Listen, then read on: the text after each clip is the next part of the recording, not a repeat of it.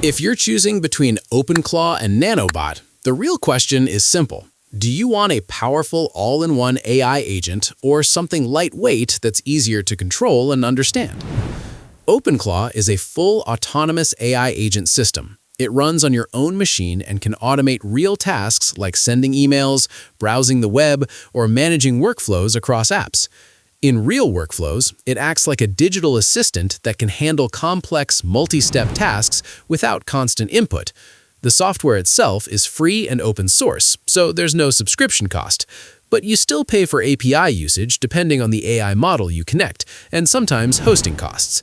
That means you can start building automation tools or services and monetize them almost immediately if you have the skills. But it does have a downside. It's heavy, complex, and beginners often struggle with setup and security because it has deep system access. NanoBot takes the same idea but strips it down to the core. It's a lightweight AI agent focused on essential features only. It runs faster, uses less memory, and is much easier to understand and modify. Like OpenClaw, it's free to use, but you still pay for API usage.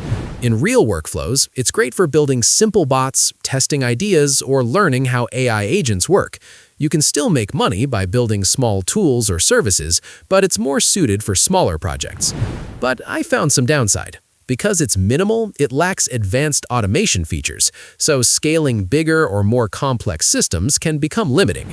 So, in real use practice, OpenClaw is best for developers or builders who want maximum power and are ready to handle complexity. NanoBot is better for beginners or anyone who wants a simple, fast setup to start experimenting quickly. They don't really compete directly.